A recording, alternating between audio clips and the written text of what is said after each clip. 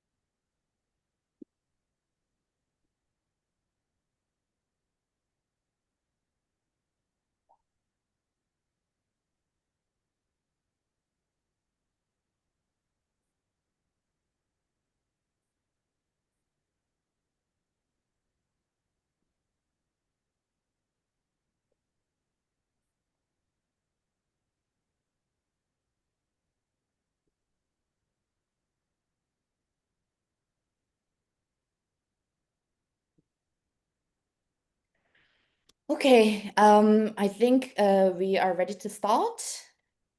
Uh, so yeah, hi everyone. Welcome back to everyone who's already been with us before in the first 2 years, and welcome to everyone who's is their first time to join. My name is Huani. I'm one of the organizers of this series in advanced political economy. So before we kick off, I'll just speak a little bit briefly about the project, what it's about, what we're trying to do, and some quick housekeeping, and then I'll give the floor to today's chair, Professor Clara Mattei. So this series, our series in advanced political economy, we started in 2022, jointly organized by departments of economics at SOAS, University of London, where I'm based, and New School for Social Research in New York. We ran the series for 2 years, had many valuable discussions, starting from what is political economy and how to understand the economy in a not mainstream way, and how productivity grows and where profits come from, and so on and so forth. And of course, labor and social reproduction, among many other topics. So these discussions that we had in the first 2 years provided important tools and framework for us to understand, like unpack what is going on in the world and the material conditions that shape our daily life. So all of these lectures that we've done in the past are on our YouTube channel, SOAS X NSSR X free, if you want to go back and watch them. In like altogether, our lectures have gathered almost 68,000 views so far, and that's on top of all the like live Zoom webinar attendees. So after the 2 years, we took a quick break, a year break, to take stock and think about where to take it further from there. And we decided that it's time that we go beyond academia, beyond university walls, to start the conversation with the workers, with working people, union members, community, grassroots organizers, activists, civil society members, and like basically everyone who is interested in understanding the current economy and interested in fighting for a system that's built in the interest of the working people. So this year we have some new collaborators, really exciting, three Forum for Real Economic Emancipation has joined us as a co-organizer alongside the Department of Economics at SOAS and New School. And as you may have noticed, the series is hosted by UK's General Federation of Trade Unions Educational Trust. The GFTU Educational Trust provides vital courses for unionists from health and safety to reps and young members development, among many others. And our seminar is part of the Political Economy International School series. I just want to quickly promote an event we are planning. The GFTU and SOAS in partnership, we're running a political economy conference at the end of November this year. This will be the very first political economy conference for trade unionists in the UK. So if you are a member of a trade union in the UK, I'll post it in a chat, a link that you can take a look, and I hope to see many of you there. And all the educational courses by the GFTU's Educational Trust is funded through affiliations and individual donations. If you want to support programs like this, then please consider being a friend of GFTU. You'll be invited to virtual town halls and many events and access some of our paid courses for free. I'll also type it in the chat, the link to that. So that's enough about the project. After a quick housekeeping, I'll give the floor to Clara. So this is a Zoom webinar, which means that you can only see the speakers, not each other. The session in total will be 2 hours. The first hour will be a panel discussion between Professor Stephen Maher and Professor Richard Wolff. 15 minutes speech from each speaker, and then followed up by Clara's questions and answers. And then the second half of the session will be an open discussion where we open up to all of you. To ask questions, please use the Q&A box in the bottom rather than the general chat section so that we can keep track and not miss one of your questions. And we want to address as many questions as possible, so please try and keep your questions brief and concise. And then Professor Clara Mattei and our co-chair Hanin will be reading out these questions for you. Now, without further ado, I'll finally introduce today's chair. Clara E. Mattei is a professor of economics at the University of Tulsa, Oklahoma, and the president for FREE, Forum for Real Economic Emancipation. You can follow FREE's podcasts and videos from freeforum.org. Clara was previously associate professor at the New School for Social Research, Economics Department, and has been a fellow of the Institute for Advanced Studies, Princeton. Her first book, The Capital Order, published by University of Chicago Press, has been translated into over 12 languages. Her next book, Escape from Capitalism, will be released soon with Penguin Books. So without further ado, Clara, the floor is yours. Thank you so much, Juani. It's for everything you're doing in order to organize this novel project. It's a real pleasure for me as the president of the Forum for Real Economic Emancipation, the FREE, to be connected with SOAS and the New School for Social Research in what I think is a very timely project that hopefully will help empower and participate many different people from all walks of life in this very moment in which the violence of our economic system is showing its most naked face. It's not just the genocide and the plunder that we are witnessing in Palestine. It's the criminalization of poverty, not just the United States, but everywhere in the world. And it's this moment in which everyone is realizing that this economy is not working for the people, but for bottom lines that are really only flavoring very, very few at the expense of the many. So it's in this moment that we really need categories and concepts that can try to break away from a lot of the knowledge that has helped reinforce our passive acceptance of our economy. And economists have been very guilty in participating in this phase of basically silencing of people. And I think it's really a chance for us to use knowledge in a more empowering way and go against a lot of this knowledge that we take for granted, but is actually not helping us at all be awake for the transformations that are happening and that we need to be able to tackle in a very aware way. So this is why this first panel speaks loads to what empowering knowledge can do. We have the pleasure of having two scholars who I admire extremely and who I've had the pleasure of collaborating with for years now. We will begin with Steve Maher, and then I will introduce Richard Wolff, Professor Richard Wolff. So let me just briefly introduce Steve Maher. And before I do that, I would like to say, of course, the title of the talk is The Changing World Order, Tariffs, Trade Wars, and More. And what is interesting about this panel is that we will see how even within the Marxian framework, there are different interpretations of recent phenomenon and their reasons for their manifestation.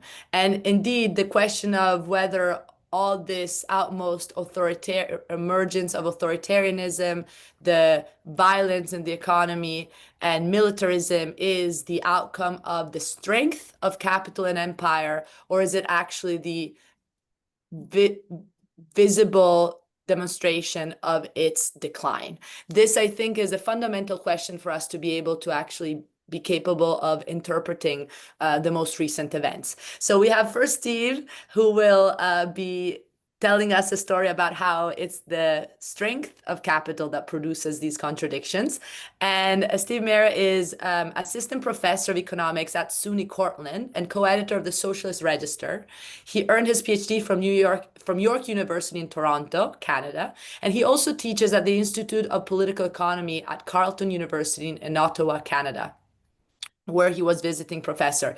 He is the author of a wonderful book published in 2024 with Verso called The Fall and Rise of American Finance, from JP Morgan to BlackRock. It's really a book that can inspire many, again, to rethink, even within the Marxian tradition, certain knowledge that we thought was fixed and unchallengeable. And he does an amazing job. His first book was with Palgrave in 2022 and was called Corporate Capitalism and the Integral State, General Electric, and a Century of American Power. So the floor is yours, Steve. We're so happy to have you. You have 15 minutes, and then I will introduce Richard Wolff. Thank you. Thanks very much, Clara. And thanks to Juani and everybody else involved in organizing this incredibly important initiative. As Clara mentioned, this is now more than ever, it's really important to be able to have these spaces to have such conversations that are so timely and so pressing. So I want to start by just pointing out that, by challenging, I think, the conventional view that Trump's tariffs, which have been widely interpreted as a reaction by capital to American decline. The typical starting point of this analysis is the argument that financialization has hollowed out the productive economy by draining investment away from industry and towards a parasitic and speculative financial activities, harming not only workers through the decline of industrial employment and so on, and good jobs, and the elimination of good jobs, but also their bosses, the industrial capitalists that are experiencing the predation of this exploitative and parasitic financial class. This decline, the argument goes, has now been amplified by the rise of a more dynamic China, which has challenged the US on the world stage for geopolitical supremacy. The implication of this argument can be politically that workers and industrial capitalists both share an interest, a common interest in reviving American capitalism, and that this is the key to defeating Trump. So the left should be oriented towards finding ways to revive and revitalize American capitalism, which comes with, or is intrinsically comes with a kind of strong working class and more equitable distribution of income. I argue, on the contrary, that Trump didn't emerge from capitalist decline, but from a political crisis produced by the strength of capital. So not an economic malaise, not economic decay, not economic decline, but a political crisis that is rooted in the contradictions of the strength of capital and the success of accumulation. So on the eve of Trump's election, The Economist proclaimed the US economy was bigger and better than ever. The Financial Times declared that it was, quote, soaring ahead of its rivals and had become, quote, the envy of the developed world. By 2020, profits had not only recovered from one of the deepest crises in history in 2008, but had actually reached historic highs. Productivity growth returned a bit more slowly following the crisis, but also by the 2010s had reached its fastest pace in 2 decades. So if this is decline, I think capitalists would have been surprised to hear that, because they're making money hand over fist. Indeed, capital was quite skeptical of Trump's destabilizing impact on the empire and strongly favored Biden-Harris and the Democratic Party as the kind of standard bearers of neoliberal globalization. Harris's campaign was the fastest campaign in American history to raise $1 billion, just 80 days after she announced that she would be the Democratic candidate, which was the most lucrative fundraising quarter in American political history. The only problem was that she couldn't win the election. And I think this observation is critical to understand the nature of the crisis, because the crisis stems precisely from the fact that capital does not directly control the state. If it did, things would have gone differently. The state is relatively autonomous from capital. It is a political representative of the general interests of the system as a whole, but not directly under the control of any individual capitalist or group of capitalists. And moreover, it's formally democratic. However undemocratic we know the capitalist state may be, formally speaking, it's democratic. And so that invites populist backlash and can express a populist backlash against capitalism. So the US empire had, by all appearances, been highly beneficial for capital. This empire initially emerged following World War II as the United States, as the American state took on a unique role in making a global capitalism, not separate national capitalisms, not regional capitalisms, but one globally integrated capitalism, interconnected through cross-border flows of trade and investment. The United States came to govern an informal empire comprised of formally independent and sovereign states interconnected through these economic relationships, and came to express the general interests of the global capitalist system as a whole. And the rise of finance was actually key to this. It was an institutional foundation of the US empire, not a sign of its decline or weakness, which facilitated the free movement of investment internationally and tied together this global system. So finance was all about increasing the competitiveness, increasing the interconnection of the global system. But however profitable it may have been, global integration also led to the devastation of industrial regions. It led to growing precariousness on the part of the American working class and the defeat of labor.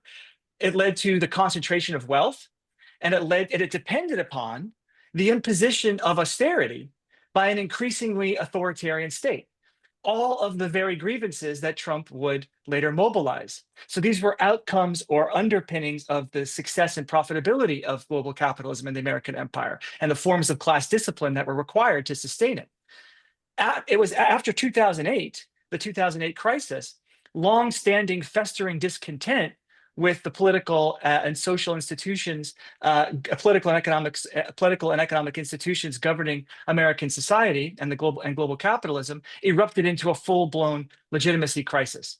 This was rooted in the collapse of industrial employment, which really started in 2001, with the so-called China shock, as China was brought into the WTO. But that sharp drop in industrial employment accelerated after 2008 very sharply and impacted very significantly whole regions of the United States. It also, the 2008 crisis also had a severe impact on a petty bourgeoisie that was very closely tied to the housing sector. And the housing boom itself was part of the process of financialization that underpinned global capitalist integration. And also a very harsh impact of that crisis on small capitalists. On the eve of Trump's election, corporations were raking in record profits while labor's share of national income plummeted to its lowest level in a quarter century. So these harmful impacts of the crisis in terms of the expansion of a surplus population, 1/3 of the working age male population was excluded from the labor force altogether by the time Trump came to be reelected in just recently, in 2024. That persisted despite the recovery from the 2008 crisis. So the surplus population is expanding, precarity is expanding, the inequality is expanding, and corporations are raking in record profits all at the same time. So this is persisting through the recovery from 2008. And indeed, the impact of the COVID-19 closures and the return of inflation after 2021 all continue to worsen the social conditions for broad swaths of the population, ultimately creating the conditions whereby Trump could become president. As Marx put it, what we saw in the period since 2008 was nothing other than the accumulation of wealth at one pole and the accumulation of misery at the opposite pole. And yet at the same time, capital was unwilling to engage in the kinds of class compromises with workers, social democratic compromises that could have re-legitimated accumulation. So the pressures of global integration and liberalized financial flows created a situation where capital could not be compelled to enter into the kind of class distributional bargains that had legitimated capitalism in the past and might have re-legitimated it the lead up to Trump's election. This resulted in a polarization of options. Either workers could undertake a radical confrontation with capital to move toward more democratic control over investment, or face continued globalization. In this context, the marginalization of the left meant that it was unable to provide a plausible path out of the crisis, leaving the hard right as the primary social force able to capitalize on the resentments and contradictions of the uneven development of globalization to come to power. Trump was elected by blaming bad trade deals to gain power within a state that is still formally democratic and relatively autonomous from capital. So Trump then is now, having been elected on this platform of blaming previous administrations' bad trade deals, which were very profitable for capital, he's now attempting to use the substantial autonomy of the executive of the American state, which was a bulwark of globalization, insulating the core centers of state power from popular intervention, sustaining austerity and sustaining global liberalization. He's now using that very autonomy to carry out his agenda. So only by adjusting the costs and the benefits of empire can Trump possibly hope to appease business while also satisfying his fractious base. But this won't be easy. So he's working to build support among capital by offsetting damaging tariffs with massive tax breaks while ruthlessly attacking the working class. Meanwhile, he's trying to appease workers, the petty bourgeoisie, and small capital with nationalism and promises of offshoring. And it's all going to be very difficult to pull off, to say the least. Of course, tariffs are also about containing China, which is a bipartisan objective, not one that's just limited to the hard right. Clearly, it's the case that the economic development of China has led it to demand a larger say in shaping world order and the structure of the US empire. But it's important to note that the rise of China is not correlated in any zero-sum way with US decline. Indeed, FDI flows, the flows of foreign investment from the US into China have continued precisely because US firms are capturing a very significant share of the productivity gains in China.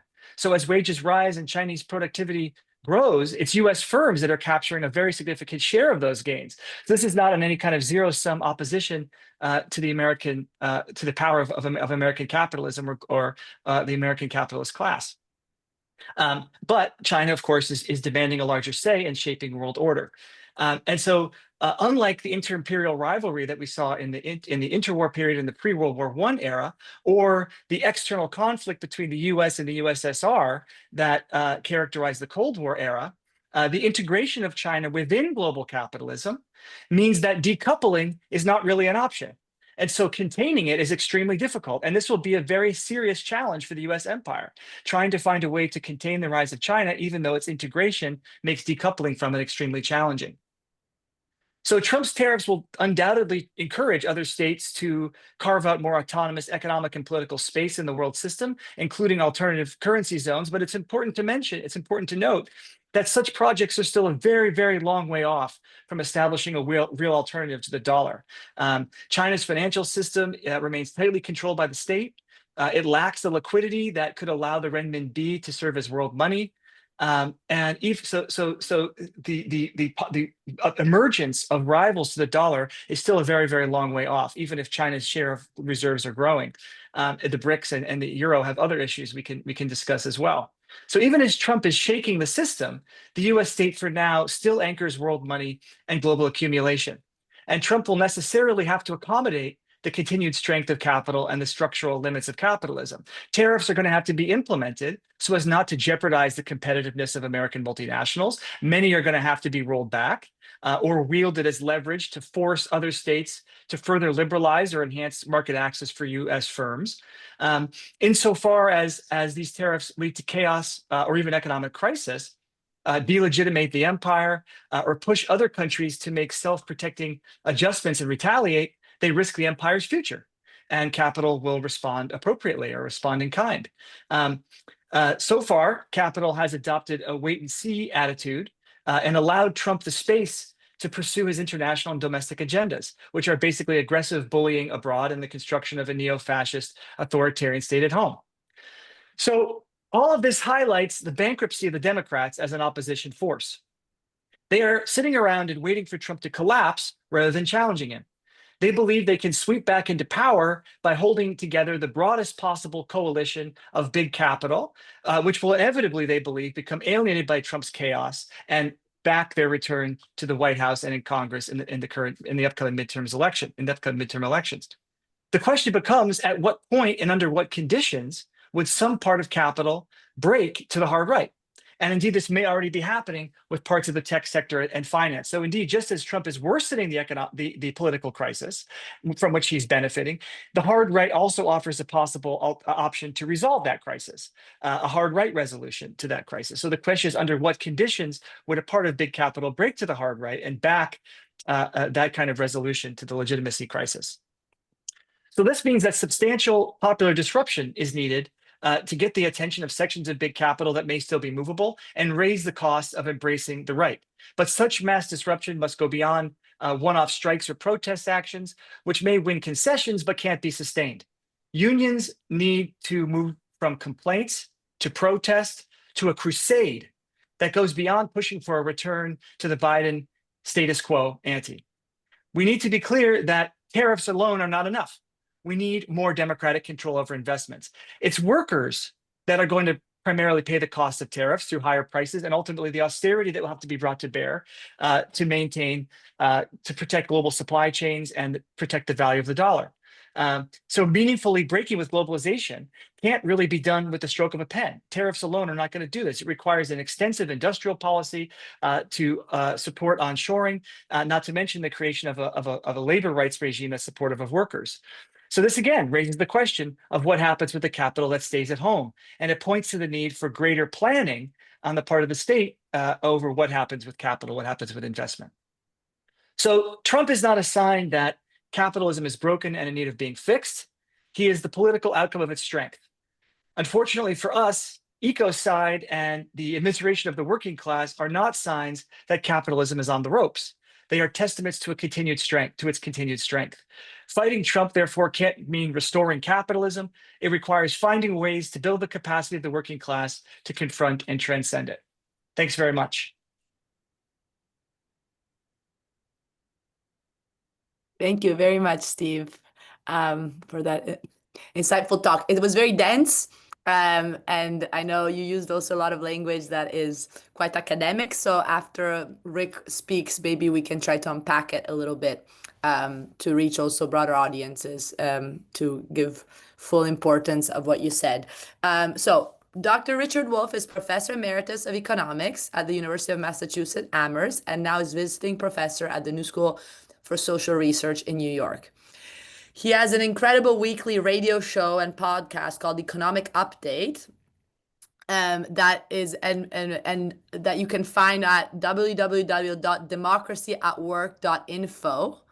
And in fact, Democracy at Work, that you can find also on social media, is a platform that really is successfully reaching broad audience in a way that I think is probably the number one in terms of critical thinking in the United States. So it's really an interesting phenomenon that you can follow very closely. Richard has an enormous amount of scholarship and books. I'm just going to mention the latest one, just published in 2024, called Understanding Capitalism, that I also use with my students, and is a very good introduction to all of the key issues that we're facing today. Rick, the floor is yours. You have 15 minutes, and I would love to see what your reaction to Steve's ideas are. Okay, let me begin with a parable. As a member of the economics profession, I have always been struck by the capacity of my colleagues, not all of them, thankfully, but most of them, to engage in what common people call cherry picking your statistic. In other words, making a case and then going and finding a few numbers scattered around the government reports that make things look like they're going in your direction. And then having a meeting with somebody who picked different ones and came up with a different analysis. I always thought that the parallel example would be a doctor. It's always true that some parts of your body are looking like you're in good shape. And then there are the other parts of your body that make it look like you're not. And if you look at only the one or the other, you will get the one or the other view. But what you really want from the doctor is an assessment of the balances. As a student of Marx, that's what I thought he was teaching us to do, to look at the system, in this case, capitalism, to notice where it has signs of growth and strength, and then to notice where it has signs of failure and decline, and then come up with some sort of assessment of the balance. You might expect, for example, that early on the balance would be more pluses than minuses, and later in life the balance shifts. It's always a balance, but it shifts. That's the framework within which I'm going to make my case. Okay, so I believe we are living through, you and I, we are living through an inflection point in the history of the world and in the history of the capitalist system. I think the center of economic dynamism and growth for capitalism has left the West and moved to the East. It isn't located in Britain or Europe or North America or Japan anymore. It is now located in India and China and Brazil and all places like that.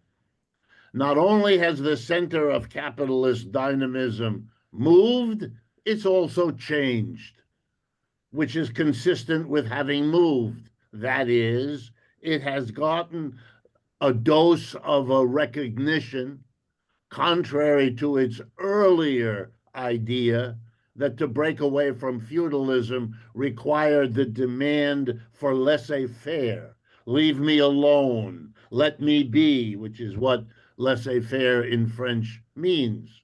And it was in French because it was directed against the absolute monarchies, which were the decline of feudalism.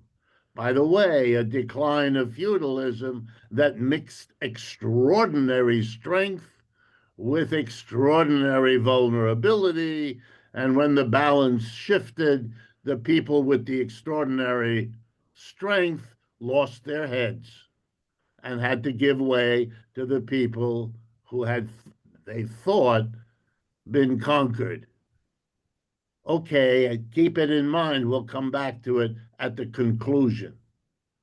The change as you move to the East is that the role of the state becomes progressively more and more important. It becomes clear to more and more people that the failures of the private capitalist sector to meet all kinds of needs can at least be partially rectified by bringing the state in, not just to offset the collapse, the cyclical breakdowns, the 1929s, but also the increasingly frequent failures to solve all kinds of social problems which the private sector cannot or will not, and the state can be brought in to save the situation. It's a little risky. You have to forego some of your laissez faire ideology, but it's a necessity. And so I think we are living through a decline involving movement geographically and change in that balance between state and private. And these are earth shaking transformations for which the world was not well prepared. And as a citizen of the United States, I can assure you that the United States is not only unprepared to go through what I'm describing, but its basic reaction to it to this point has been denial. It's a mass psychology of pretense that it isn't there. Absolutely. The leaders of the country, especially if they're in power, think the economy is in wonderful shape. They tend to be a little more critical when they're out of power, and then the song shifts once they win the power and the roles get reversed. Mr. Biden kept telling us the economy was in great shape. His leading spokespeople used to tell us that there was a peculiar problem, that polls showed that the mass of people didn't think the economy was in good shape when it clearly was. How did he know? Look at the stock market. And the conclusion that my colleagues at the elite universities of this country reached was that the mass of the people are stupid. They don't read the right journals. They don't have the statistics at their fingertips. Well, nowadays, they still say that, but it's harder and harder. The realities of decline are actually now beginning to settle into the population. And the decline is now being used as a new lens with which to look at the history. And just to give you an example, the United States had a war in Vietnam against the Communist Party of North Vietnam. The United States lost. The people who run that country are the people who were on the other side in that war. They won, we lost. In Afghanistan, the enemy was the Taliban. Who runs Afghanistan? The Taliban. They won, we lost. Iraq, same thing. Ukraine, about to be the same thing. We keep losing, and it's sinking in to the American population, slowly, very slowly, that we are a loser in this global situation. But far more important than that is the rise of China and the BRICS. This is a fundamental new phenomena for the United States and its empire. It never had an economic competitor. It came in World War II after the old empires had destroyed one another totally, giving the United States carte blanche to go in there and reorganize the world for itself. And for 30 to 40 years, it worked. And then the old combatants recovered, and you couldn't do it anymore. And you had to rearrange your economy. And they tried. And for 30 to 40 years, they did a reasonably good job. It wasn't successful, but it kept the system going.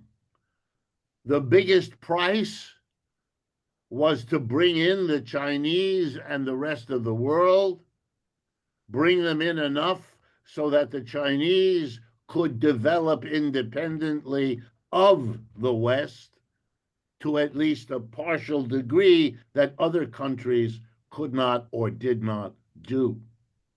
Here at home, the only sustaining quality that kept capitalism going was a level of credit that now haunts it at a moment's notice. It could all collapse.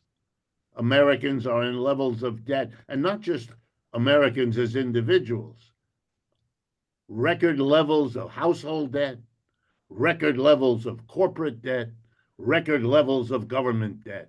The debt is spectacular in terms of the vulnerability it creates. And if you follow such things, the chaos on the stock market last Friday should give you an example of how shaky it all is. And what does that then mean for us? Well, in my judgment, it has historic implications. Because the capitalism that left the West as the dynamic center and moved east and changed from predominantly private to a hybrid, if you like, private and state mixed together under the control of a powerful state and a powerful communist party, did not change, did not question something which, as Marxists, it strikes me, now becomes part of our agenda. Because if you look closely, you'll notice that the organization of the enterprise, whether it's in Chicago or in Shanghai, is an organization that has an employer group at the top, public, private, mixture, and a mass of employees underneath them. The employer-employee model remains the organization at the micro level of enterprise.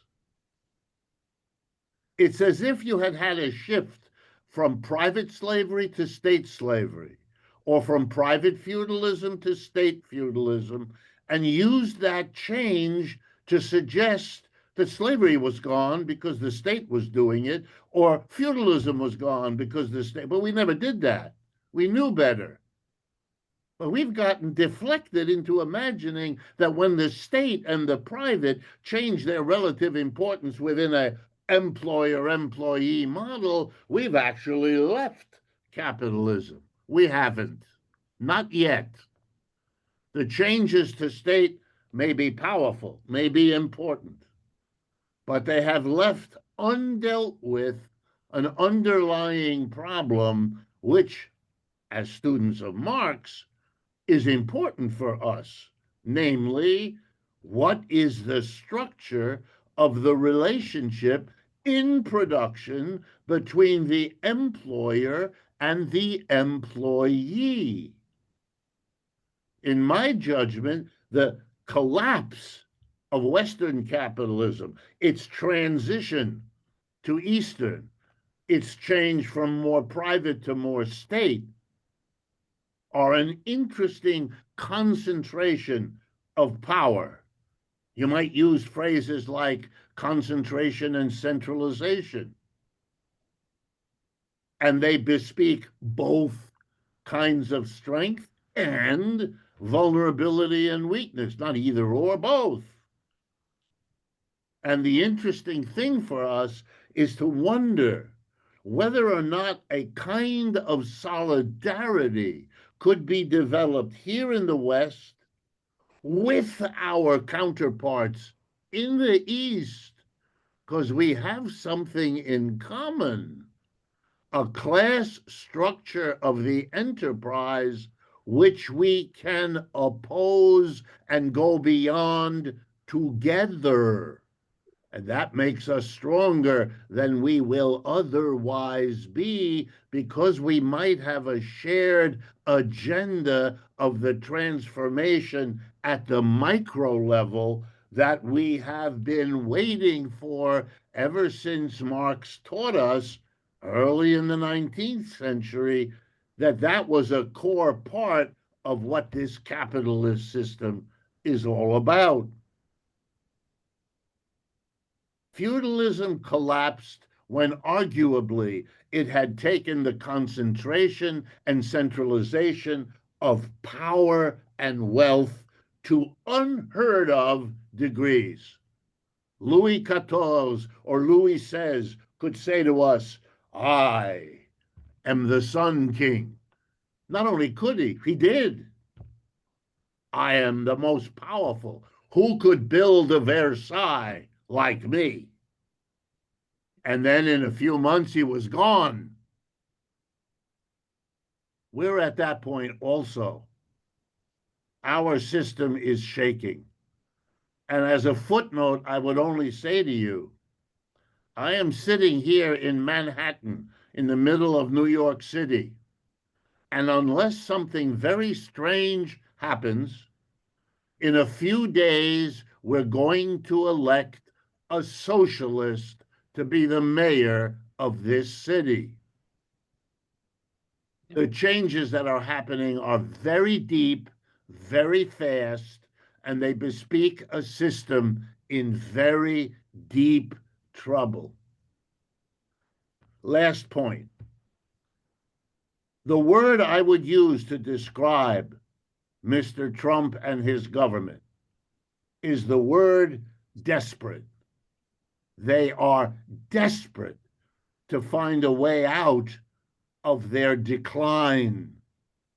Oh, they will talk a lot. We are the tough guys. Look at them blowing people up in boats in the Caribbean 1,000 miles away. Look at the bluster. Look at the fakery. Every leader in every country on earth is now going to be able to blame the United States and its tariffs for whatever their economic problems are. They're already busy doing it.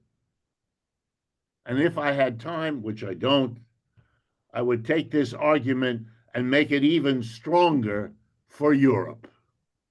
Thank you. Thank you so much, Rick. That was incredibly illuminating. So I would like to try to pin down exactly how the two analyses the two of you propose differ or actually sometimes have actually things in common. And what seems to me is that Steve is decoupling the economic from the political a little bit more than you are, Rick, in the sense that Steve is telling us that it's through this enormous economic strength that the political crisis emerges, because in a way the political crisis, tell me if I'm interpreting it correctly, but the political crisis that is what allowed Trump to get elected in the first place, and as Steve was putting it, is actually like what he is escalating, is this outcome of an economic strength that, and tell me if I'm putting it in your putting words that are not yours in your mouth, but the point is that this very economic strength required as a condition to happen this disciplining of the working class that is then really coming out as the political crisis. I mean, the conditions for the economic strength and this exorbitant amount of profits being made and accumulation in the hands of very, very few require this disciplining of the working class that is then, though, what produces this political crisis. Am I understanding you correctly? While Rick seems to be more focused on the political crisis as more all-encompassing, and thus focusing on this as the element of decline. That's my first question is, did I say something that makes sense to you? How would you see your positions as differing from one another? And then let me just ask all the questions together. Oh, well, let's start with this, and then I have a follow-up after. Let's start with this one. Steve, maybe Should you I can go? start? Yes. Okay. Mhm. Yeah, no, I think what you just said, Clara, is pretty much hit it right on the head. I mean, the way I'm trying to frame the problem is basically that clearly we know that there's a social crisis. Social conditions have become, intolerable for broad swaths of the population. We've had an incredible social fragmentation, the marginalization of huge portion of the working class into a surplus population that's excluded from wage labor altogether. So 30% of the male population right now of working age men in the United States are outside of the workforce altogether. So even as we see unemployment numbers falling, that population continues to grow. And this is precisely the dynamic that Marx laid out in Capital, which is the accumulation of wealth at one pole and the accumulation of misery at the other pole, right? The strength of capitalism, and we can go into the mechanics of how that works, tends to create a surplus population. It tends to immiserate the working class. It tends to be predicated on, especially absent a strong working class movement, it tends to be predicated on the making life harder for the working class, defeating the working class. And so I think we need to separate the conditions of the working class from the conditions of capital, because very often the strength of capital is predicated on making conditions for working class people even worse. And so that can create problems for governing capitalism, right? Because ultimately you need to find a way of generating some level of consent for capitalist class rule, what Gramsci called hegemony, right? You need some level of consent. You can't just rule through naked coercion. You need to legitimate class rule. And so the way that that happens in the American state today is through elections primarily, which have been hollowed out and weakened, and the state's been de-democratized very thoroughly over the course of the neoliberal period to protect austerity and to maintain class discipline. But the crisis is afflicting those mechanisms of political rule because of the impacts of the strength of capital, the successive accumulation, which has created a situation in which it is extremely difficult to organize consent for that class rule because of the kind of suffering and difficult situation for the working class that Professor Wolff is laying out. So I think we need to see the state as the locus of the crisis. And that requires understanding the state as something that is not just unified, a unified expression of a coherent capitalist class, but as the result of political contestation and conflict between different social forces and actors. And so the capitalist class has one set of interests. The marginalized surplus populations have a different set of interests. Immiserated workers have a different set of interests. Small shopkeepers who were hammered by the 2008 crisis have a different set of interests. And they can all come to be expressed within this formally democratic state in ways that are dysfunctional for maintaining capitalist rule. That's the point I'm trying to make. Capitalists cannot rule directly. They're the only ruling class. Professor Wolff mentioned feudalism. Capitalists are the only ruling class in history that is unable to directly rule. Why?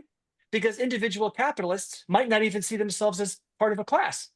For all they know, in their own consciousness, they're only interested in their own bottom lines of their own firms, and they're competing with every other capitalist. So that requires a state to balance the interests of different individual capitalists and articulate the general long-term interests of the system as a whole. And that requires that the state represent the interests, the long-term interests of capital as a whole.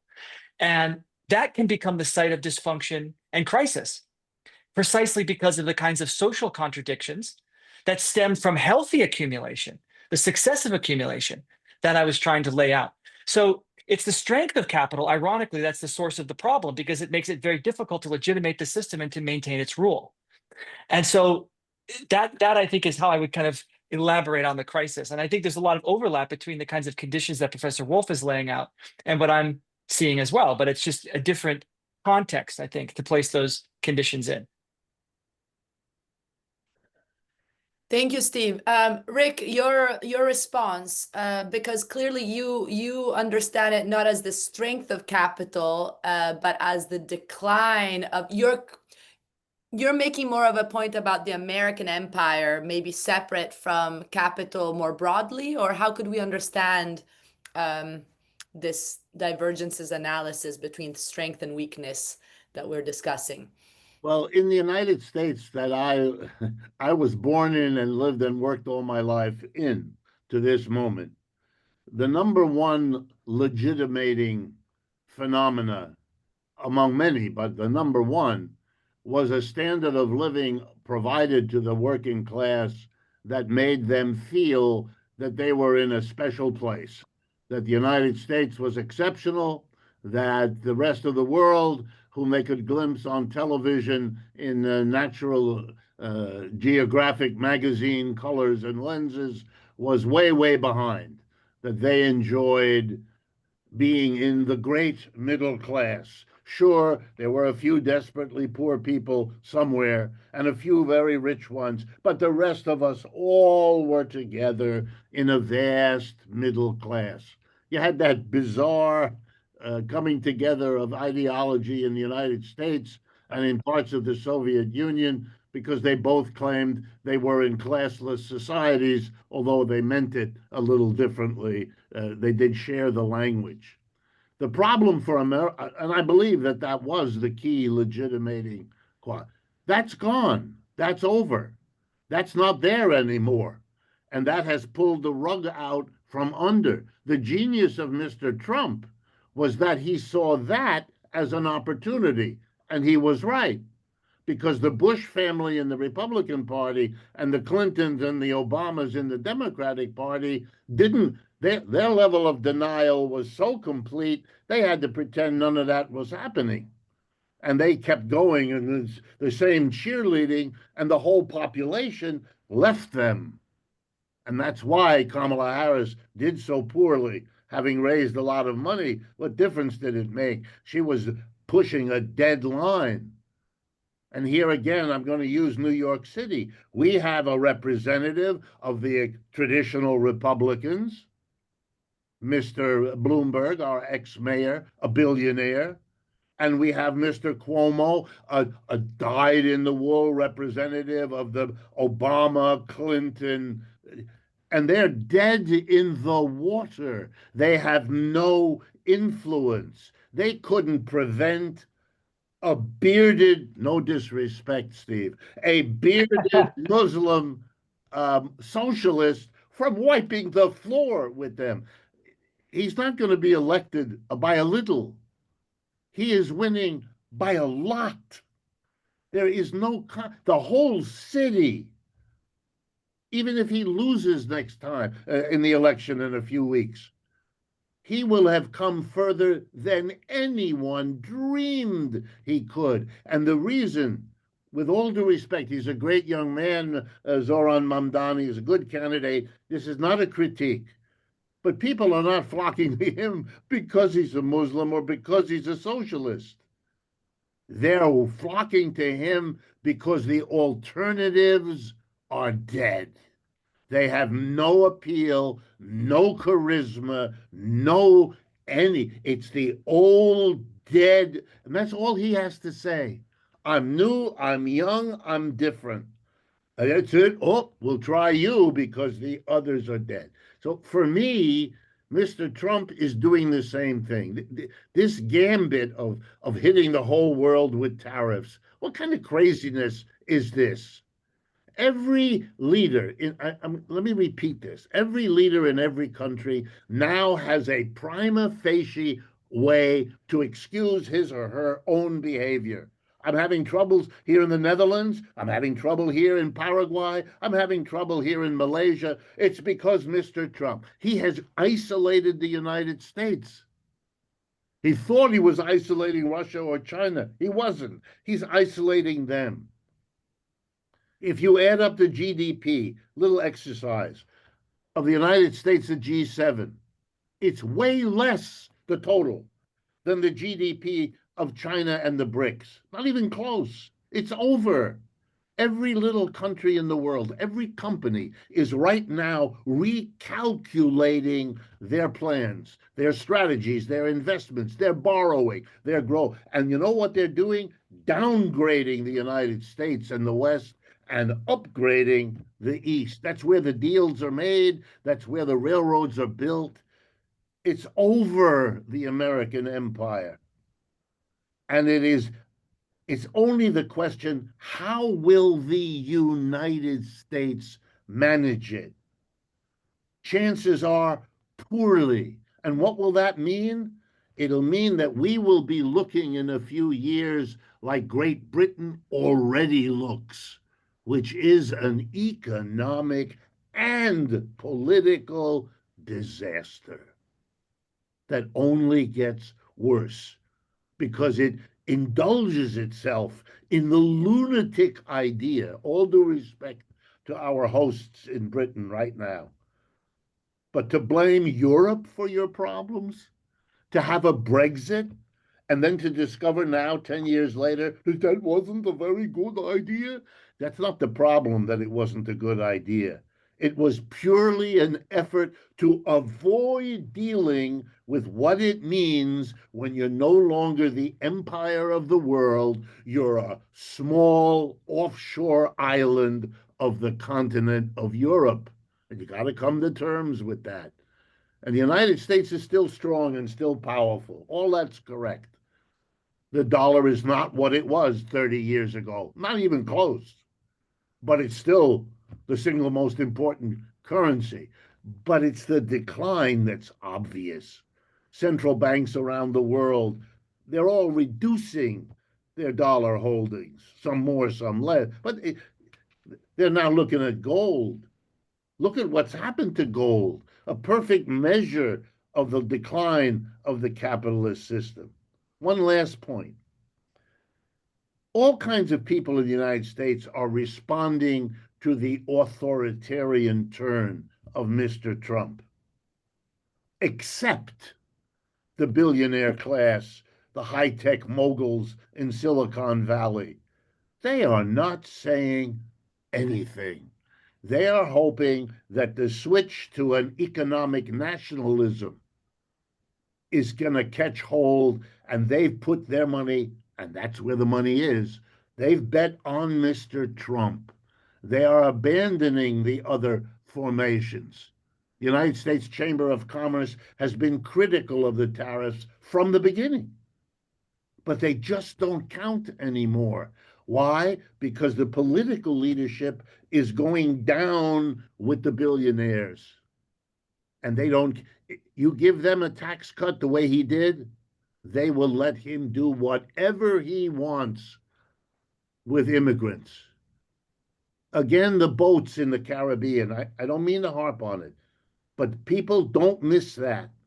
There are now 4 of them, or maybe 5, where the United States government has decided that there are some people in a boat 1,000 miles away, and they are engaged, the government says, in the drug traffic. So the government went and killed them all.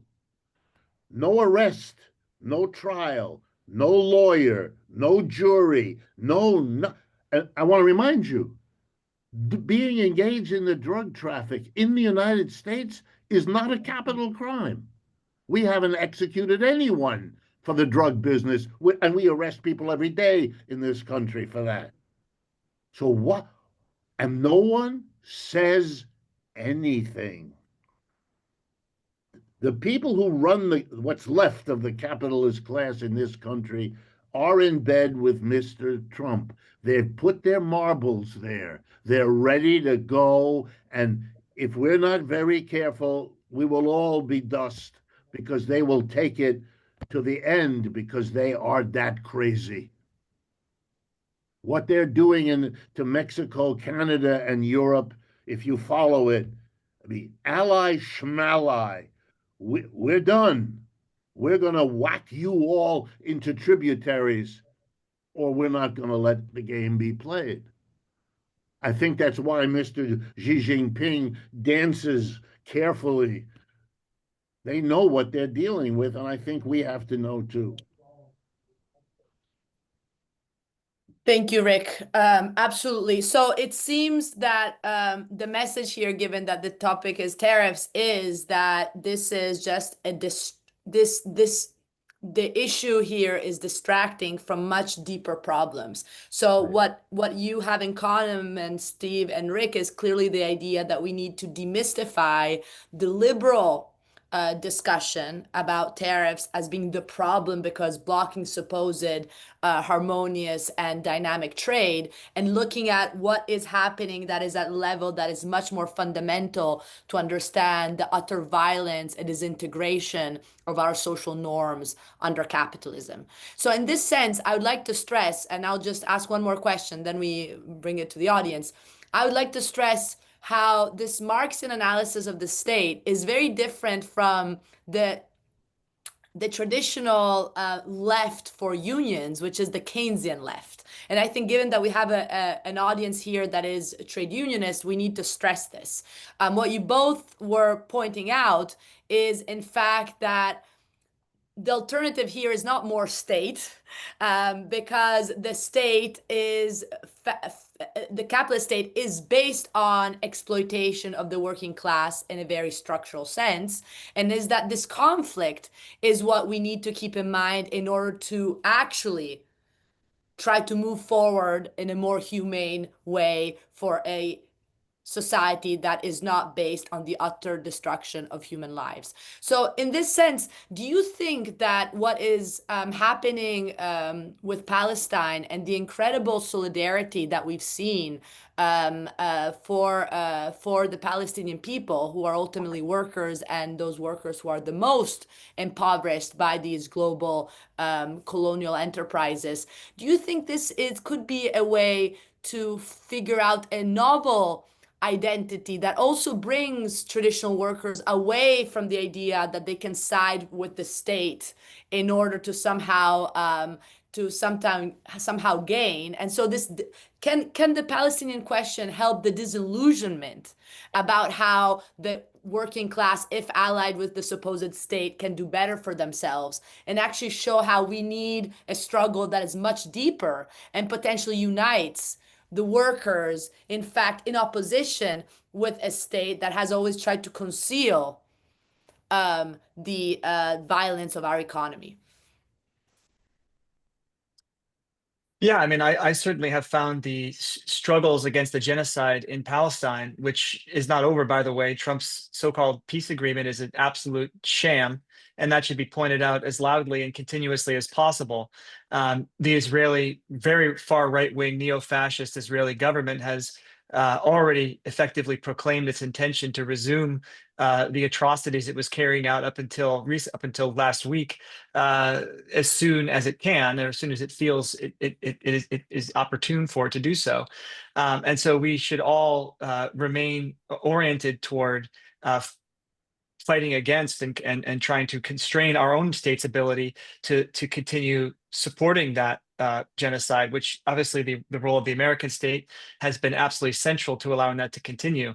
But I think what you're bringing up is a question of, social movements and socialist strategy. And I think this is a really, really important question that we have to kind of think through, because clearly we've seen that the role of the trade unions has not been particularly positive in recent progressive struggles, with some notable exceptions. And so I think part of what we're seeing is a deficit in terms of the role of unions in being able to do the kind of deep organizing and mobilizing and so on that's necessary to prevent the emergence of some kind of horrific neo-fascist nightmare in the United States. I mean, if it's the case, just as Professor Wolff said, and I totally agree with everything that he was saying in terms of the erosion of the traditional political parties and the traditional representatives of capital in both the Democratic and the Republican parties, and the total failure of liberal capital to do anything to halt the continued sliding into some kind of neo-fascist authoritarianism, which is one of the reasons why I think it doesn't make sense for the left to frame the progressive agenda, the progressive strategy, as being one of revitalizing capital. One of the reasons why that doesn't make sense is because the liberal capitalists have done absolutely nothing to prevent the rise of the right. They've done absolutely nothing to put the brakes on Trump. In fact, they've given him all the room in the world to pursue this aggressive agenda. And like Professor Wolff said, they haven't really done much to constrain him or stop him.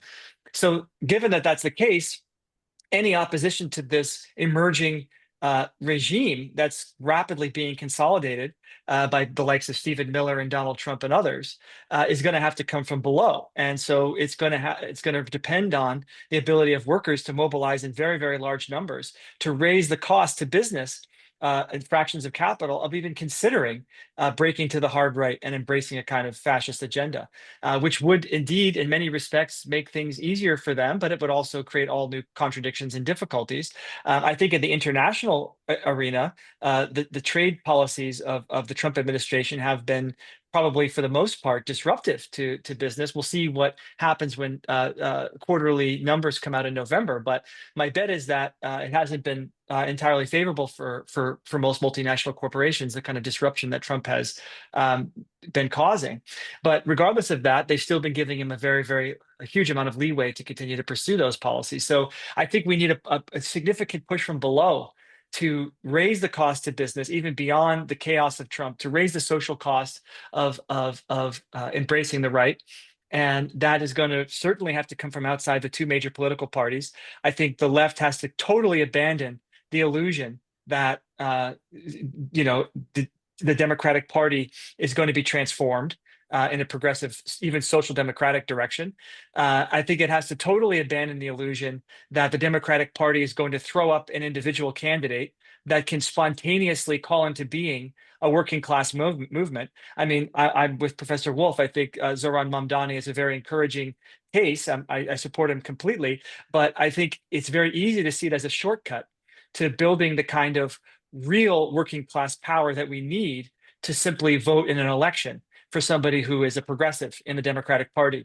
That may work to win the mayoralty of New York one time, but over the longer term, we need a much deeper and more fundamental shift in the balance of social power in this country. And that's going to require more than just individual elections or one-off protests. It's going to require building a real working class socialist movement that can actually bring pressure to bear on the state and both major parties to take the interests of workers into account, which, barring a strong workers' movement, it won't, right? As we've seen over and over again, the only interests that matters are those of capital, unless the working class is able to bring some kind of counterpower to bear. So I think that insofar as the movement for Palestinian rights has had any impact on U.S. foreign policy, I think it's certainly an example to emulate in terms of how to approach thinking about these other issues that confront the working class today.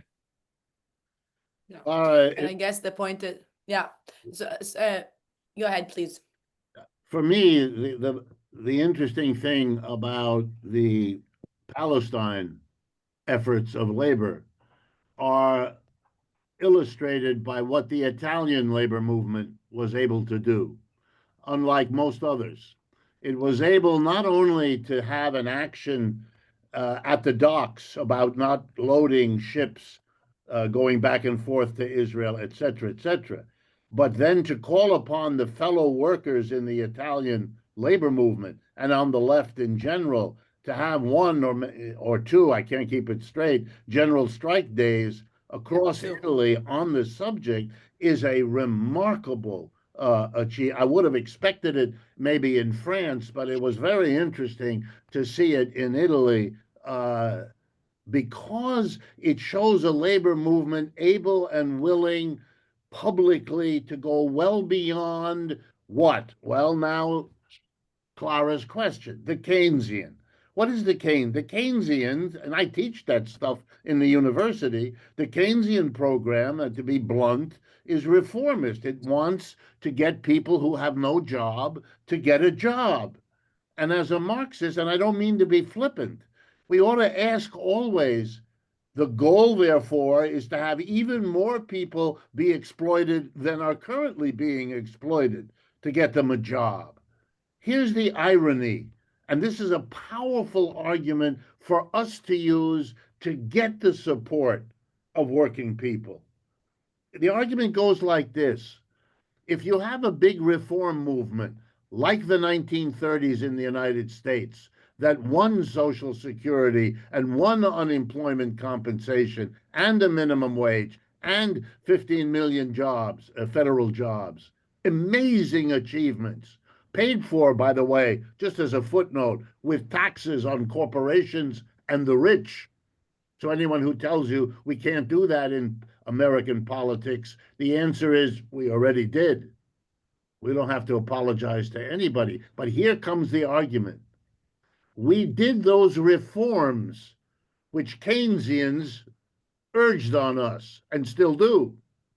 But we left the control of the surplus in the hands of the capitalists. We never went that last step. And because we did, they had the wealth, the ability and the incentive to undo the reforms. And the last 70 years of American history have been the history of undoing the reforms of the 1930s. So the lesson is not that reform and revolution are a choice, but if you want either of them, you got to have both of them. If you want a reform that doesn't disappear, you have to make the revolution. You have to join us in understanding that if you leave them with the surplus, you will always be talking truth to power, which leaves them with the power and us with the truth. And that's not a program we will ever get the working class to do again. Yes, because the point here is that Trump is doing us a favor and showing us how this ideal by which if only growth continues to happen and productivity of labor continues to accelerate, supposedly the class struggle can be appeased or even forgotten about. And this is the foundation of Keynesianism, that it's enough for all of us to believe in economic growth, that we will all be on the same boat. And clearly what we're seeing today is a vivid manifestation of how this was really never the case, and how there is a necessity to think beyond that box, especially for the unions. I would like to say, given that I'm Italian, that what's fascinating about the Italian solidarity movement for Palestine, we had over 2 million people in the general strike for twice, 2 weeks in a row, weeks of people in the streets, never something, but it's at least 30 years that we haven't seen this level of mobilization in Italy. Completely unexpected in a country in which labor is weak, very weak, in which austerity has completely put into very precarious conditions the majority of workers who are accepting contracts of union contracts of €5 an hour. This is the level of weakness, and yet the capacity to mobilize different sections of workers, teachers, university students, grassroots unions. The grassroots unions took a huge role in the general strike and in support of the dockers and other workers. So this capacity to rethink what labor really is, I think, is part of the conversation I hope we will have in this lecture series, is to say we need to confront these challenges, but by also critically reassessing our own identity and how we want to go about understanding the capitalist system. I spoke enough, so I'm going to give now the word to Hanin Kawaja, who's a PhD student at the New School for Social Research, a wonderful comrade and friend, and she's going to read some questions from the audience that she's selected. Thank you. Thanks, Clara. Thanks, everyone. Okay, so I'm just going to get into the questions. I'm going to try to merge similar questions together. So the first one I'll start with is, in how far is the state relatively independent from capital when we speak about factions of capital? It seems also from your story, I think this is a question for you, Steve. It seems also from your story that when looking at factions, there is a constant intertwining with different state-based groups. Another question is saying that given the moment of the informal US empire decline in Africa, given the remnant of the US informal empire in Africa, what does the political and economic crisis mean for African countries? Should I answer? Yes. Oh, yeah, that's it. So to clarify on the point of relative autonomy, this was a concept that was developed by Marxian state theorists in the 1970s, especially Nikos Poulantzas and Ralph Miliband. And the basic idea is that, as I was saying earlier, the capitalist class can't rule directly. No, capitalists are not typically concerned with broad class-wide perspectives. They don't even necessarily see themselves as a class. They're competing with one another, and they're concerned primarily with their own individual bottom lines. So you need a state that can stand at some distance from individual capitalists and balance and negotiate the interests between different capitalists to create a ruling class consensus, to create and articulate the power of the ruling class. Poulantzas called it an unstable equilibrium of compromise, which is a big phrase, but I think it makes sense. It's always unstable, it's always contradictory, but the state has to assemble these competing interests into a coherent class perspective. And the state is somewhat autonomous from capital, but it's not completely autonomous from capital, right? It is still bound by and structurally integrated with the capitalist system. Its primary task is to make capitalism work. If capitalism stops working, you have rising unemployment, you have crisis, you have all kinds of problems that would result in popular dissatisfaction with whatever government's in power, as well as problems for the capitalist class. So the state has to be functional for capital accumulation. It has to make capitalism work. So it's structurally bound to reproduce the power of the capitalist class. And it does capitalist things, therefore, without needing to be told to do capitalist things by particular capitalists. So it acts in a capitalist way and it supports the power of the capitalist class without necessarily being told what to do by, Jamie Dimon calling up the government every single morning and telling it what kinds of policies and strategies that it should pursue. So the state is autonomous from capital, but also integrated with capitalism. It has to articulate and organize the general long-term interests of the system as a whole.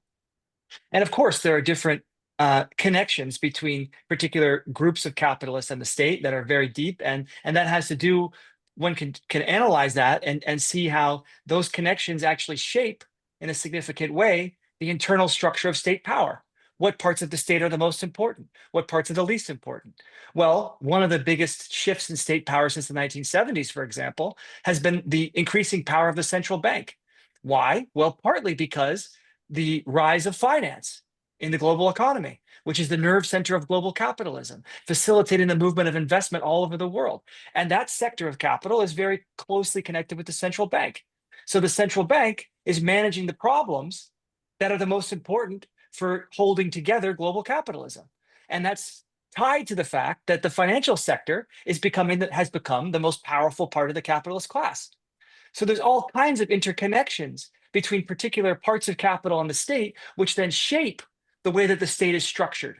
And it also shaped the way that capitalism is structured. What parts of the capitalist class are most powerful and most significant at a given time? And in my book with Scott Aquano, as well as my first book, which Clara mentioned earlier, we try to trace some of that through historically. In terms of what the crisis means for African countries, I have to say I'm not an expert on the political economy of Africa by any stretch, but I could broadly say that the shift that Trump has implemented of America First, an America First economic strategy, one of the many things that it does not have in common with a socialist policy of a more progressive economic strategy is precisely that it is based on America First. It is based on we keep our resources, we keep our wealth, and the rest of the world can screw off. And I think one of the major issues with that are questions of economic development and the debt that the American state and other European and North American countries owe to developing economies, but also what Professor Wolff was saying earlier, the urgent imperative to cooperate at a global level on dealing with the climate crisis, right? He was mentioning employment relations, but I think the same point could be made with regard to climate change, which cannot be solved by any one country, obviously. It requires a global cooperation, which is the antithesis to the kinds of market competitiveness that capitalist industrial strategies, such as that favored by Joe Biden and the Democrats, tend to act directly against. So we need a socialist vision for economic cooperation at a global level among European states, but also among emerging and developing economies to address the social and ecological problems that are only going to become more pressing. And that requires us to move beyond the framework of market dependence and market competitiveness. The only thing I would add briefly about Africa would be that it's already been going on now for some years. African countries, companies, but also countries are still sending their delegations to London and Paris and Berlin to ask for loans or to promote investment. But instead of returning back to their African country after the mission, they go to China and India and Sao Paulo in Brazil and they repeat the pitch because they are now able to play the one center, the declining center of capitalism, the West, against the ascending, rising power in the East. And remember, the collective GDP of China and the BRICS is now much greater. It's a wealthier bloc that you're going to help from than you are the old ones. And as a result, more and more development projects are happening in African countries in cooperation with China or India or Brazil or the BRICS. What Mr. Trump has done is accelerate that process. Why? Because he has taught a lesson to every company and country in the world. You do business with the United States, you're doing business with a desperado. They're going to hit you with a tariff. They're going to hit you with a ban, a sanction. Who the hell knows? It's not safe to associate yourself with them. If you depend on them for anything, a market, an input, no, try to find another place because you will not encounter a wall of tariffs from other parts of the world, anything like what Mr. Trump is doing. So you are better off. These are the practical everyday realities which are shifting the whole economic universe of Africa away from the West and to the East. And it's not just Africa. The same is happening in Latin America. The same is happening in parts of Asia. For that matter, it's being discussed even in parts of Eastern Europe, notwithstanding the Ukraine war. So we are watching. That's why I begin this way. We are in a transition. The world is reorienting itself, and we shouldn't take it lightly. Europe has been the center of the world in its own mind, but even through colonialism in a very practical way for many centuries. That's over. And that's not going to disappear the way it is going now without leaving all kinds of ambivalences, traces, contradictions in its wake. This is a major shift, dramatic as much as the Renaissance or the Reformation were when they brought Europe into the position it occupied for the last so many centuries. Thank you. I'm going to move to an interesting question, I think, that I will read out, and then I'm going to add to it something that I'm also wondering about. So this is from Stacy, and she's saying that Rick began by saying that people cherry pick. And in this case, Steve seems to be pulling numbers that are different from Rick's. So how do you justify this difference? I'll add to this by saying that it seems that there's agreement. The state is desperate, the working class are struggling, and the middle class is almost vanished. And there seems to be agreement that any movement needs to be grassroots. But I agree with Stacy. It seems that when you are looking at the question of whether the US is doing okay, Steve is looking at the strength of capital. I think I would like to understand maybe more of how are you measuring, like what is the strength of capital? Is it the financial market? And is this a statement that you are making on how the US has been doing thus far? Or are you saying that this strength, based on the information we have today, can and will continue because it is a tool that can sustain this strength? And then the flip side of that is goes to Wolff.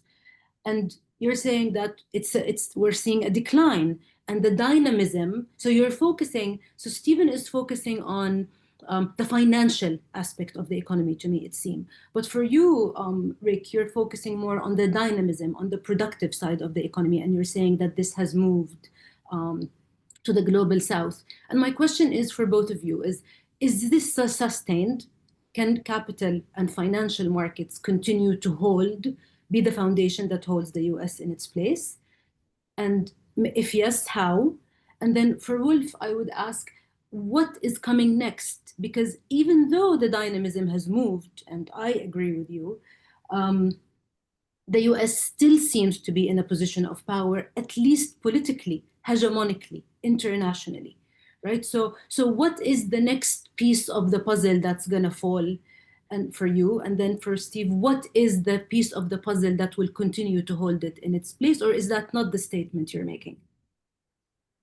That's a really thoughtful and very complicated question that gets, I think, at the heart of what we've been kind of talking about here. So I appreciate that, both Stacey and Haneen.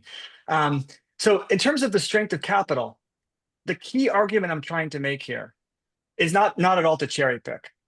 It's to try to make the case, which I think Marx makes in Capital, that unless there is a strong labor movement, the kind of Keynesian class compromise that Clara was just referring to a moment ago is off the table. And in fact, the strength of capital tends to come at the expense of the working class. I think there's this conflation that can happen, which is actually common to Keynesianism, of the interests of capital and the interests of workers. If the working class is doing poorly, if we're seeing social crisis, if we're seeing working class living standards declining, if we're seeing the working class left without healthcare, if we're seeing the expansion of unemployed and marginalized populations, then that must mean capitalism's falling apart. But actually, capital, the strength of capital is predicated on those things happening.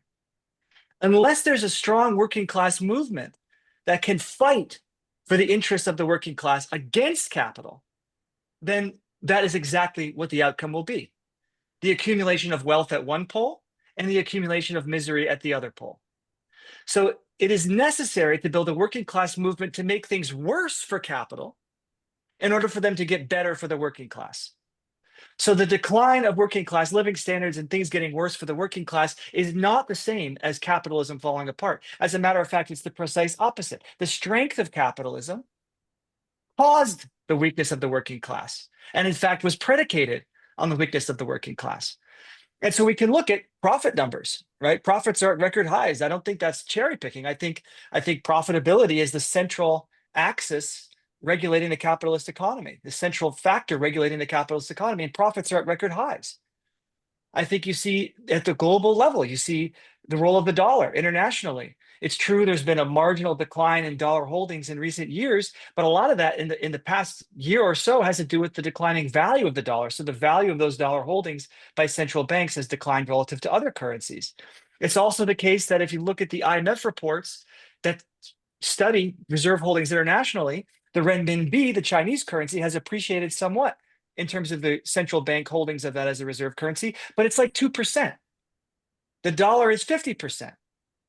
And the other currencies that have gained most in the past 5 years or so have been currencies that the Federal Reserve backed after the 2008 crisis with unlimited swap lines of credit. So part of the dollar being the international reserve currency also means that the Federal Reserve is the world's central bank.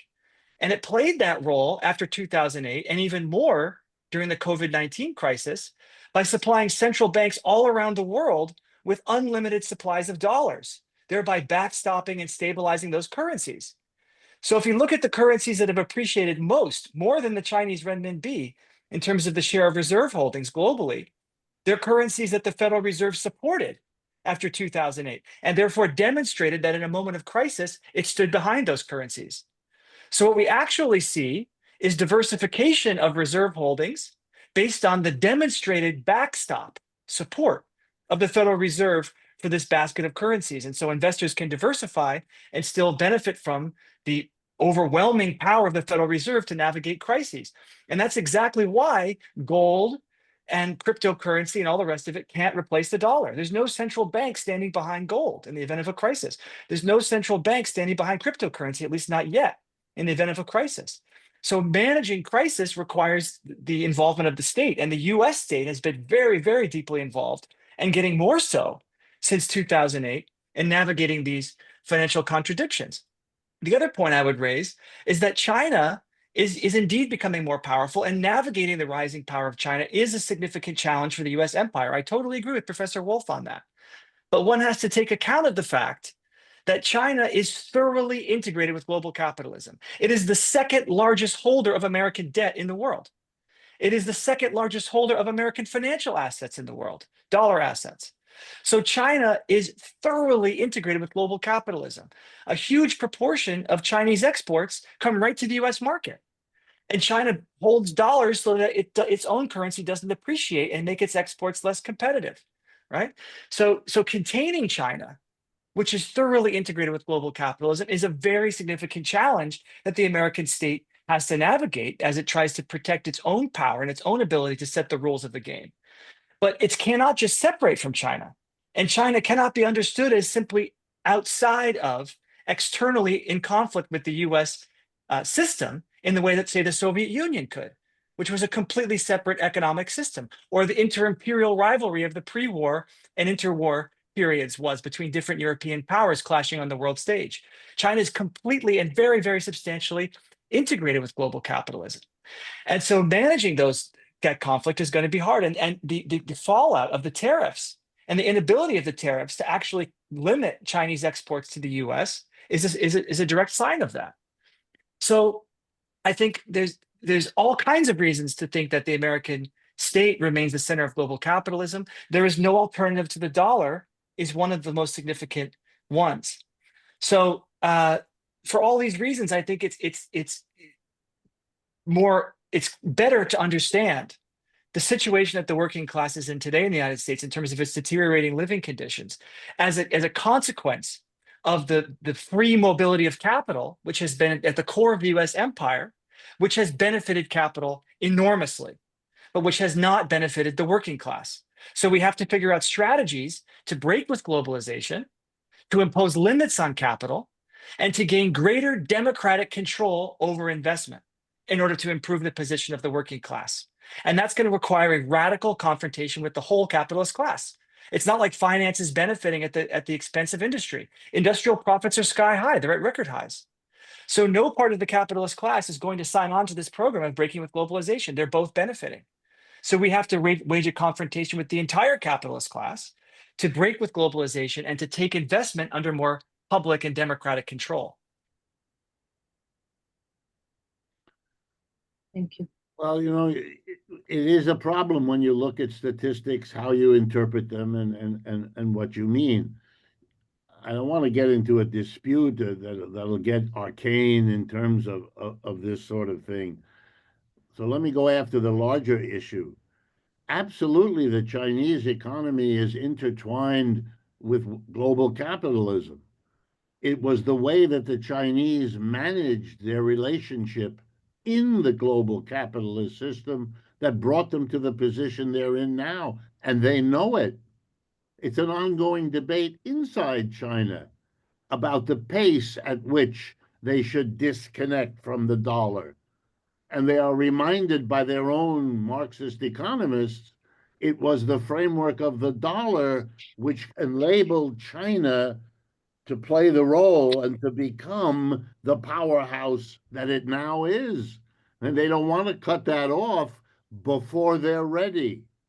And they have spent the last 10 years in an intense debate right to this minute about how far can they go when. And you saw it over this last weekend, right? They decided finally that they had enough with the maneuvers of Mr. Trump with putting fees on Chinese-built vessels when they dock at ports, and they said no more of that. So we're cutting off the rare earth export license. You're not going to get it.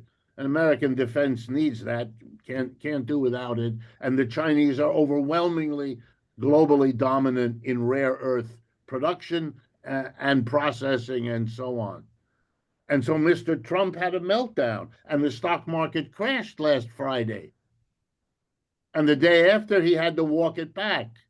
And so we had headlines here in the United States, Mr. Trump taco again. Trump always chickens out, TACO. Right? What is that about? That's China trying to figure out how far it can risk going with the United States. That's why yesterday the Mr. Hedgeseth, who has his head screwed on weird, started mumbling about nuclear weapons again. And the Russians came back to remind everyone they're allied with China. And if you do this nonsense with the nuclear weapons, the game is over, but not just for us. They are all maneuvering. The intertwinedness, it's like the conversation earlier, that's not an alternative to the struggle. It's part of the struggle. World Wars I and II were fought among capitalist, imperialist countries heavily intertwined with one another, and they destroyed each other. They destroyed each other. In World War I, there was nobody else. In World War II, Russia played a secondary role, even as the Soviet Union. They were intertwined. Nor is the Soviet Union a useful metaphor, because economically, it never was, to this day, an economic competitor of the United States. It was never big enough. Just look up the numbers. Russia is a small economic unit in the world compared to the United States and China, who are two colossuses confronting one another. That's the reality within which these issues are fought out. And my view, to make it real clear, my view is that there is an economic process underway here, and that the states in each case are secondary in their importance, secondary in the influence that they can have, most of the time catching up to developments that are out of their control. The profit numbers of the United States, the Magnificent Seven, the major 7 high-tech companies, that's a dominant source of profits. For vast swaths of American capitalism, profits are not very good these days. If you take out the 7, if you take out high-tech, it's a completely different story. Story of the stock market, story of distribution of wealth, story of power. There's a reason Mr. Trump is courting those people. It's a reason why at his inauguration he had them sitting right behind him. Everybody should understand who's the priority. He gave the capitalist class of this country a gift.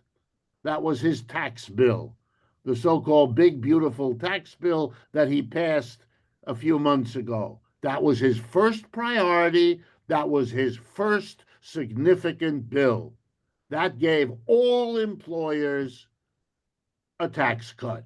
That was there to shut them up, while he now went to work to build his alliance with the high-tech people in the hopes that he can hold together his shaky coalition, and it is very shaky, a bit longer, maybe until the election next year.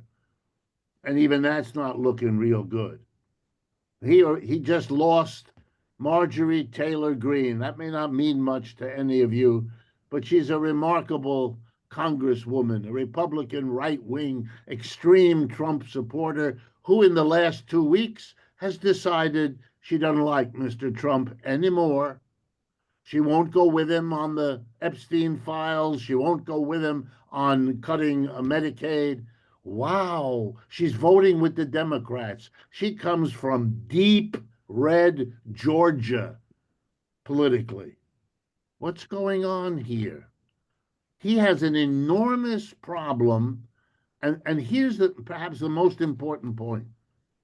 He can't solve the problem. The problem is the decline of the American empire and the impact it's having on the American capitalism. Your model should be Britain. Lost the empire, their capitalism is turning into excrement, and they know it. That's what's happening here. Mr. Biden couldn't do anything about it, nor could Mr. Obama, nor can Mr. Trump. And if I were a betting person, I would bet that what we're going to see in the months and years ahead is a working class that figures out what I just said and realizes that turning to the right as this system breaks down wasn't a smart move, because the right has no solution. It has theater, deporting immigrants, oh yes, and ICE and lots of political theater, but no solution to your problems, not at all. And you know what might happen then? That the American working class, which in the Great Depression of the 1930s lurched to the left, will do that again. Thank you so much, Rick and Steve. Last two questions before we close. One says, Marlon Henry asks, what would be one key advice from the panel to trade unions and trade unionists right now amidst the doom and gloom described this evening regarding the continuing demise of the working class? That's one of them. And then the other one from Buzra, I hope I said it right. How can we redirect economic blame from migrants and foreign actors towards structural issues like regressive taxation, financialization, and absence of industrial policy when capitalist class owns traditional and social media? I see the public opinion on blame as the basis for mobilization. Thank you. On this last question, I also would like to mention that Democracy at Work, that Rick Wolff leads, and the Forum for Real Economic Emancipation, freeforum.org, we do try to provide different narratives. And of course, this is also what SAPE and our alliance is trying to do. Yes, these two questions to conclude. So I think the impoverishment and the limitation, in some cases self-imposed, on the trade union movement is one of the biggest handicaps that the working class, certainly in North America, the United States, has today. I think there needs to be a crusade, that the labor movement needs to form a labor-wide, class-wide struggle, first of all, to stop the fascist transformation of the American state, which is happening before our eyes. And it has to push for a political orientation that goes beyond simply one-off isolated pockets of strikes here and there, which is what we've basically seen in the recent past. Not that those pockets of resistance and protest aren't important and aren't inspiring, but we need to go beyond that. And at this point, it's getting quite dire. The world is crossing one climate tipping point after another. We have dangerous attacks on workers, and particularly migrants, happening every single day. We have a ruling class that, while it's profiting hand over fist, and it's not just tech, the energy sector, the oil companies are making record profits. Oil companies, I'm sorry to say, are making record profits. The auto sector, maybe the tariffs will hurt it, but the auto sector is making record profits.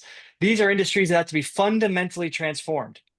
And capitalism is not going to transform them on its own. Markets are not going to transform them on its own. They're going to have to be transformed by massive state intervention to close down and restructure entire sectors of the economy. And that's not coming from the representatives of capital. Why? Because it's not in the interest of capital to abridge property rights in the way that would be required to expand state planning in the ways necessary to do a green transition, to undertake a green transition. So workers are facing a capitalist class that is strong and that is profiting from ecocide, that is profiting from immiseration, that is profiting from genocide. We have a liberal elite that just sat by and participated fully in the attempted eradication of an entire civilization in the Middle East. And that expanded that violence to then encompass Iran, Syria, Lebanon, and to assert what is effectively a reboot of the neocon project throughout the entire region. And that's going to continue and be spread to Latin America unless something is done to stop it. And we cannot count on the liberal capitalist elite that back the Democratic Party to do it, because they're benefiting from it as it is. And so it's going to require us to build an independent working class movement to take those issues on. And that requires a fundamental transformation of what trade unions are and how they work. It requires a those unions to take on the deep organizing and educating of their members that they gave up on long ago. And it's not just about radical posturing. It has to be about building meaningful base in the working class for an alternative politics. And it can't be tied to the Democratic Party because, again, we've seen over and over again since the 1930s what happens when the left goes into the Democratic Party thinking it's going to transform it.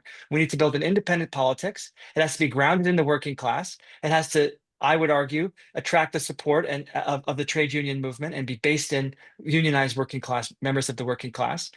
One place to start could be Amazon, right, which is an incredibly profitable corporation that does logistics, retail, delivery, et cetera, and is the largest employer or the second largest, depending on how you look at it, in the United States. So this labor crusade that I'm mentioning could begin with Amazon. There's no reason why it shouldn't. There's large numbers of workers working in one place there. You have, in many cases, thousands of workers in one facility working shoulder to shoulder in incredibly difficult conditions. The labor union, the labor movement should take that on as a class project. And organizing Amazon could fundamentally transform the working class. It could raise expectations about the possibilities for collective struggle. And it could point in all kinds of directions, including the need for a green transition, because Amazon, of course, is antithetical to that in terms of how all of its infrastructure is set up. So I think the fundamental thing that activists have to be doing today and that the left should be doing today is coming up with a clear analysis of what's going on and using that analysis to guide a strategy of building a working class movement to take on a capitalist system that is not capable, that has proven itself incapable of taking on the kinds of changes necessary to safeguard the human future as ecological collapse is intensifying all around us. So for me, that is the starting point. And I think initiatives like this one and Clara's project in Tulsa, the Free, is, I think, the absolutely essential centers of political education that are all too quickly abandoned as unserious or risking the credibility of the left once you go into the circles inhabited by trade unions and left academics. Right? They want to dismiss these projects as hampering their credibility. But I think it's maintaining a socialist analysis and doing the kinds of political education that we're talking about doing and actually doing in this very moment that are essential to building a better future. I would only add, I don't want to repeat what Steve said. I would only add that I have a lot of confidence in working people to creatively find the ways that make sense to them to make change. And so I focus myself in my conditions, in my life, on trying to figure out what has held them back. And in my judgment, what has held them back is the ideological prevailing ideas about the situation, which is that the system they live in is the optimum one, that if it has some flaws and failures, they can be identified and fixed, that we don't have a systematic problem, we don't have a systemic issue to overcome. And if that's what you believe, then you're not going to go and join the new political force. You're not going to be critical of your own labor leaders if they're going to fix this or that particular problem. And maybe doing a good job of doing it, too. I don't want to be in a position of criticizing them. I want to be in the position, and I urge it on all of you, don't hesitate to say in all the circles where you are active what has not been said in our culture anywhere near enough. That we have a particular system, it's called capitalism, and that's the problem. In the end, that if we don't get rid of that, it will either block us from getting the fix we want, or even if we're successful and we get the fix we want, so long as we leave that system, it will take it back. let me conclude. The parallel is with the struggle against slavery. There were always people who were outraged that the master gave the slave too little food or too few clothings or inadequate shelter. And they went to work, good people, to give the slave better conditions. But that's not who we are. Ours is the role. The problem isn't your diet or your outfit or your house. The problem is you're a slave. If you get the master to give you better, you're still leaving him as the master who can take away what you get him to give. Do you really want for yourself and your children to accept it? The proof here in the United States, again, right here in New York City, where the ideology is thicker than anywhere, is that the mass of the people are now saying they want a socialist for mayor. These are people who could not tell you exactly what socialism is, not even roughly, but they know what they don't want, and they are open to hearing the story of a different system. If we don't do it, who is? That's our job.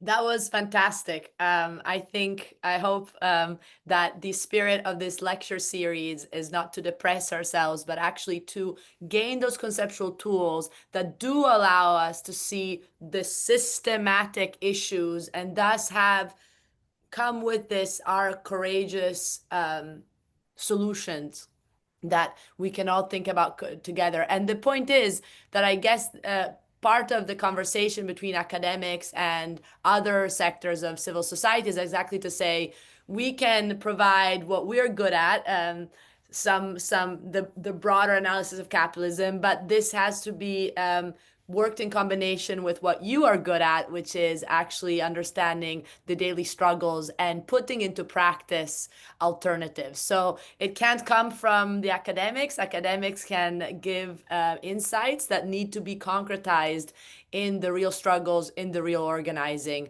And the real organizing is, I hope, what all of these lectures will inspire to do more of. Thank you so much for being with us, Richard Wolff and Stephen Maher. Thank you, Haneen. Haneen has been one of the crucial organizers of the whole lecture series. Thank you, Juani, and we will see each other on the 29th of October for a conversation on militarism. That is a perfect segue in terms of conversation. See you all very soon. Thank you for joining us. Bye-bye. Bye. Thanks, everyone.